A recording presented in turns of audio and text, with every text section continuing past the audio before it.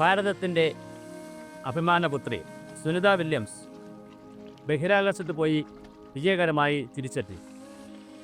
വളരെ കൃത്യമായി ശാസ്ത്ര സമൂഹത്തിന് വലിയ തോതിൽ അഭിമാനിക്കാൻ കഴിയുന്നൊരു കാര്യമാണ്. സുനിത വില്യംസ് തിരിച്ചെത്തിയപ്പോൾ അതിൻ്റെ ഭാഗമായി കൊടുത്തൊരു അഭിമുഖത്തിൽ അവർ പറഞ്ഞത് ഗണപതിയെ കൂടി കൊണ്ടുപോകണമെന്ന് കരുതിയിരുന്നു. ഗീതയുടെ കോപ്പി കൊണ്ടുപോയി അത് വായിച്ചിരുന്നു. കുംഭമേളയുടെ ചിത്രങ്ങൾ വിശദാംശങ്ങൾ തൻ്റെ ബന്ധുവിനോട് ചോദിച്ചു എന്ന് ബന്ധുവും പറയുന്നു. ഒരു വശത്ത് ശാസ്ത്രവും മറുവശത്ത് വിശ്വാസവും കൂടി കൂട്ടിയോജിച്ച് പോകുന്നു. ഇതിനെ സംബന്ധിച്ച് കുറേ തർക്കങ്ങളും വിതർക്കങ്ങളും വാദവും സംവാദവും ഒക്കെ നടക്കുന്നുണ്ട്.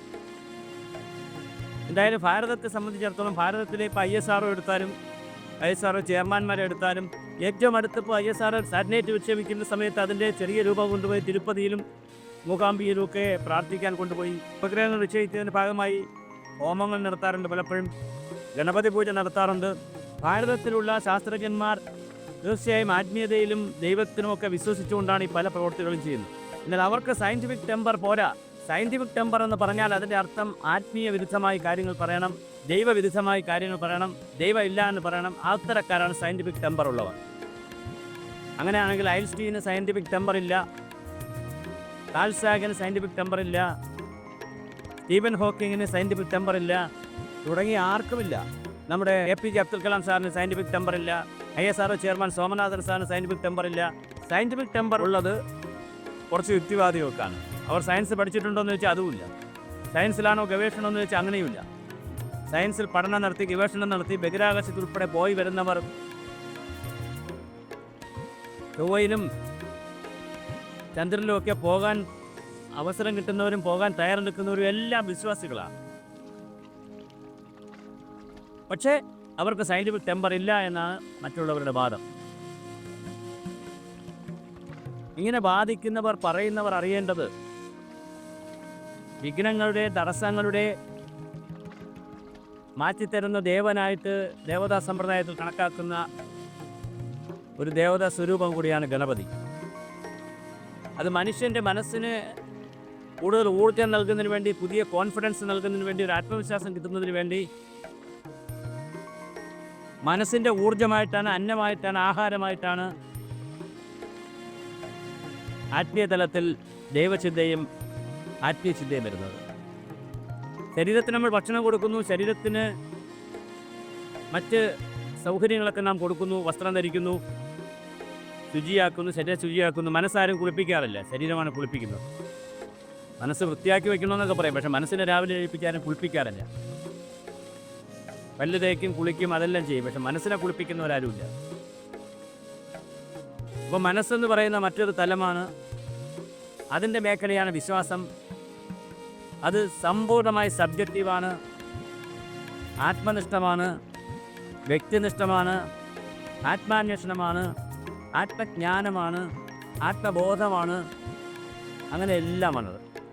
ഇപ്പുറത്ത് ഭൗതിക വഴി വേറെ വഴിയാണ്. നമ്മളെല്ലാം കണ്ടാലേ വിശ്വസിക്കുകയുള്ളെന്ന് പറയാൻ പറ്റത്തില്ല. E=mc² എന്ന് പറയുന്ന ഐൻസ്റ്റീൻ കണ്ടുപിടിച്ച് തന്നു. ഐൻസ്റ്റീനാണ് കണ്ടുപിടിച്ചത്, മറ്റൊരാളും അത് കണ്ടുപിടിച്ചില്ല. വേറെ ഉള്ളവരെല്ലാം ഐൻസ്റ്റീൻ കണ്ടുപിടിച്ചത് എഴുതി വെച്ചിരിക്കുന്നതെല്ലാം വിശ്വസിക്കാനേ ചെയ്യുന്നത്. അല്ല ഓരോരുത്തരും പോയി E=mc² ആണോ എന്ന് നോക്കിയിട്ടല്ല അത് വിശ്വസിക്കുന്നത്, അല്ലെങ്കിൽ അത് ബോധ്യപ്പെടുന്നത്. വെള്ളത്തിൽ ഹൈഡ്രജനും ഓക്സിജനും ഉണ്ടെന്നൊരു ശാസ്ത്രജ്ഞൻ പറഞ്ഞു, ബാക്കി ചിലപ്പോൾ ഒന്നിലധികം പേര് പറയും, നമ്മളങ്ങ് വിശ്വസിക്കും. അല്ല ഓരോരുത്തരും പോയി കണ്ടിട്ടാണോ വിശ്വസിക്കുന്നത്? തൊട്ട് നോക്കിയിട്ടാണോ, രുചിച്ച് നോക്കിയിട്ടാണോ വെള്ളത്തിൽ ഹൈഡ്രജൻ ഓക്സിജൻ ഉണ്ടെന്ന് അറിയുന്നത്? അല്ലല്ലോ. സാധാരണ ഇരിക്കുമ്പോൾ കാണാനും രുചിക്കാനും ഒന്നും പറ്റുന്നില്ലല്ലോ. ഹൈഡ്രജൻ്റെ മണമോ രുചിയോ ഒന്നും അതിനകത്തില്ലല്ലോ, ഓക്സിജൻ്റെ ഇല്ലല്ലോ. പക്ഷെ നമ്മൾ എന്നിട്ട് അത് അങ്ങനെ ധരിക്കുന്നത് എന്തുകൊണ്ടാണ്, വിശ്വസിക്കുന്നത് എന്തുകൊണ്ടാണ്? ശാസ്ത്ര സമൂഹം അങ്ങനെ പറയുന്നത് കൊണ്ടാണ്. അപ്പോൾ എല്ലാ കാര്യം അങ്ങനെയല്ലേ പറ്റുകയുള്ളൂ. നാം നേരിട്ട് കണ്ട് അനുഭവിച്ചാൽ മാത്രമേ വിശ്വസിക്കുള്ളൂ എന്ന് പറയാൻ പറ്റുമോ?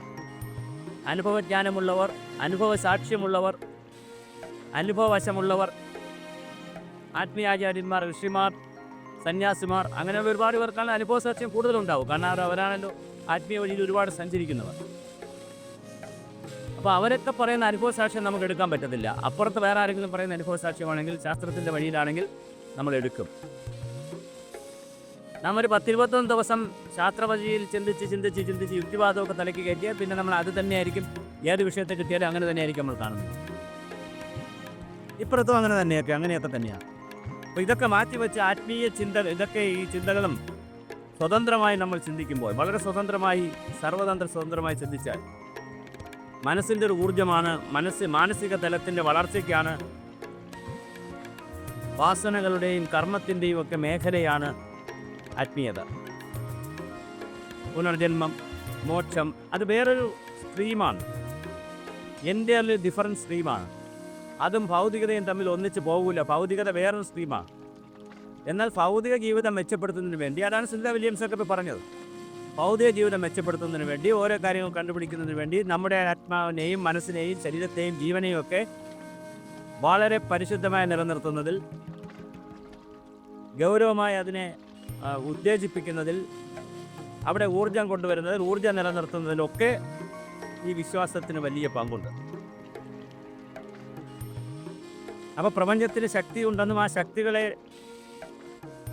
വിവിധ രൂപത്തിൽ ആരാധിക്കണമെന്നുള്ള സമ്പ്രദായത്തിലൊക്കെയാണ് ആരാധനക്രമമൊക്കെ വന്നത്, പ്രാർത്ഥനാ രൂപമൊക്കെ വന്നത്.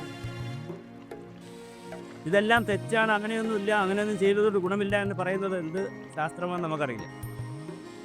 ലക്ഷക്കണക്കിന് കോടിക്കണക്കിന് ആളുകൾ ആ വിശ്വാസത്തിൻ്റെ വഴിയിൽ വന്ന്, അനുഭവസാക്ഷ്യത്തിൻ്റെ വഴിയിൽ വന്ന്, അവർക്ക് ഇന്ന് ചെയ്യുന്നതിനേക്കാൾ മെച്ചപ്പെട്ട നിലയിൽ നന്നായി നാളെ കാര്യങ്ങൾ ചെയ്യാൻ അവർക്ക് കഴിയുന്നു. വിശ്വാസത്തിലൂടെ വളരെ കോൺഫിഡൻസോടുകൂടി അവരുടെ കാര്യങ്ങൾ അവർ ചെയ്യാൻ കഴിയുന്നു. അവർ ജീവിതം ആനന്ദത്തോടുകൂടി കാണുന്നു. അങ്ങനെ സന്തോഷത്തോടുകൂടി, ആനന്ദത്തോടുകൂടി ജീവിതത്തെ കണ്ട് വിശ്വാസത്തിൻ്റെ വഴിയിൽ സഞ്ചരിക്കുമ്പോഴാണ് അവർക്ക് സയൻറ്റിഫിക് ടെമ്പറില്ല എന്ന് പറഞ്ഞിട്ട് കുറച്ച് ആളുകൾ വന്നിരിക്കുന്നത്. ഇവിടെ സുനിത വില്യംസിൻ്റെ വിഷയത്തിലും കുറച്ച് പേര് വന്നിട്ടുണ്ട്. ബൈബിൾ എന്തേ എടുക്കാത്ത, ഖുർആൻ എന്തേ എടുക്കാത്ത എന്നൊക്കെ ചോദിച്ചുകൊണ്ട് വന്നിട്ടുണ്ട് ഓരോരുത്തർ. എല്ലാവരോടും പോയി പറയാനുള്ളത്, വിശ്വാസം വേറൊരു വഴിയാണ്, ആത്മീയത മറ്റൊരു വഴിയാണ്, ഭൗതികത വേറൊരു വഴിയാണ്. ഇതോരോന്നും ഓരോ സാഗരമാണ്, ഓരോന്നും ഓരോ തലമാണ്. പക്ഷെ അത് വ്യത്യസ്തമായ കാര്യങ്ങൾ ആവശ്യമുണ്ട് മനുഷ്യർക്ക്. ശരീരം ആവശ്യമുള്ളതുപോലെ മനസ്സാവശ്യമുണ്ട്, മനസ്സാവശ്യമുള്ളതുപോലെ ജീവനുണ്ട്. മനസ്സിൻ്റെ താല്പര്യങ്ങളും സംഘർഷങ്ങളും എല്ലാം മാനസികവുമാണ്, അത് ശാരീരികമല്ല. ശരീരം മറ്റൊരു ഘടകമാണ്. അപ്പോൾ ഭൗതികമായ കാര്യങ്ങൾ പലപ്പോഴും കണ്ടുപിടിക്കുന്നത് മനസ്സിന് വേണ്ടിയിട്ടൊന്നുമല്ല, ഭൗതികമായ ആവശ്യങ്ങൾക്ക് വേണ്ടിയിട്ടാണ്, നമ്മുടെ വികാസത്തിൻ്റെ വളർച്ചയ്ക്കും വേണ്ടിയിട്ടൊക്കെയാണ്. ഇപ്പുറത്ത് മാനസികമായ ഒരു തലത്തിലുള്ള വളർച്ചയ്ക്കും വികാസത്തിനും വേണ്ടി കൂടിയാണ് ആത്മീയതയുടെ തലമുണ്ടാകുന്നത്. ആ രീതിയിൽ ആ വിഷയത്തെ സമീപിക്കണം. തീർച്ചയായിട്ടും സുനിത വില്യംസിങ്ങിനെ ഗണപതിയുടെ കഥയും ഗീതയുടെ കാര്യവും കുംഭമേളയുടെ കാര്യമൊക്കെ പറയുമ്പോൾ ഒന്നുകൂടി ഇത്തരം വിഷയങ്ങൾ, വിശ്വാസവും ശാസ്ത്രവും തമ്മിലുള്ള ബന്ധത്തെക്കുറിച്ച് ലോകം ചർച്ച ചെയ്യുമല്ലോ. അതുതന്നെ ഏറ്റവും പുണ്യമായ നല്ല കാര്യമാണ്.